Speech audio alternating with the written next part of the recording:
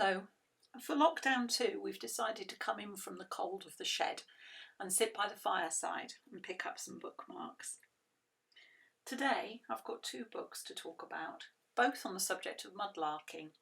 Mudlarks, far from being small birds that spuddle around in mud, are actually people who like digging in the tidal, muddy stretches of rivers and finding the treasures that are hidden there. The interesting thing is, with the effect of tide and the flow of the river, items might be some distance from where they were thrown in. So it's taken a while for their archaeological significance to be truly felt. Now that things can be catalogued better, there are more points of reference about tidal flows, more information is being gathered from them. The first book is called Mudlarking, Lost and Found in the River Thames, and it's by Lara Makelem. It's fascinating. We learn about the way in which people have to apply for permits to be a standard or a mudlarker, depending on how deep into the mud they're allowed to dig and what they're allowed to collect. And that there is a society of mudlarks, and everything can be found there, from prayers and curses, remembrance wreaths, rings, etc. One of the really interesting things is the story of Dove's Type, where a businessman had fallen out with his partner in a printing business and was determined not to let the typeface that they had created fall into the hands of the family. And so over a period of time, he threw everything into the river, the method for making the typeface and a ton of lead, literally a ton of lead. There's also an interesting section on shoes and the fact that the leather can be preserved very well within the mud, but once it's brought out, it's quite difficult to restore and to preserve successfully.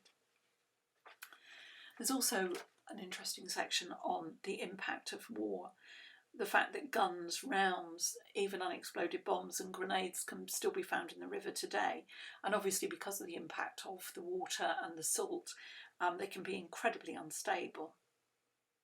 There are also some other sad tales, detail of stories behind finds, including a Victoria Cross, which had been awarded to somebody called John Byrne, a private who was rewarded it for retrieving an injured soldier under fire, but ended up later shooting himself many years later when police arrived at his house and they were investigating the shooting of one of his work colleagues.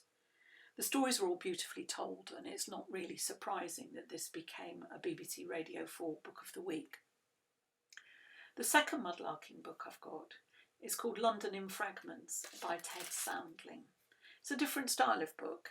There is some long sections, but a lot of it is photographs of individual pieces and then a small amount of detail about them. Absolutely fascinating. We learn about the portable antiques scheme. And one of the bits I find most interesting is the bit on pottery called Figures and Flowers. It reminds me of digging in the garden as a child and finding treasures, the little bits of crocks that had been saved up for putting into the bottoms of flower pots years ago.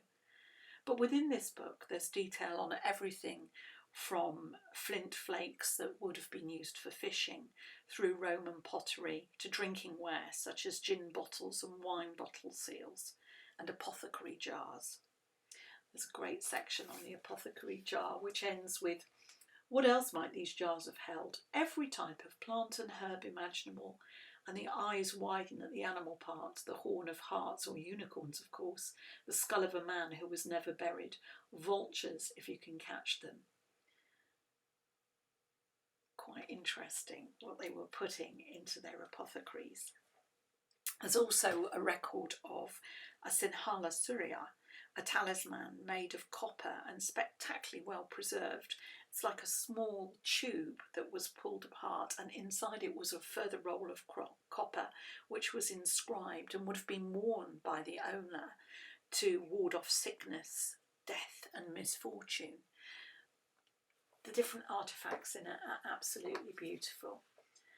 One of them is called a frozen Charlotte, which was a small little doll that was called a frozen Charlotte, a tiny unjointed helpless figure. The name of frozen Charlotte comes from a popular American folk song that tells the tale of a girl who refused to dress up warmly enough because she was worried that any extra layers would hide her beautiful dress.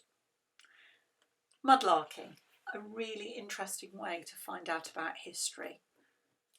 Hope you enjoy it.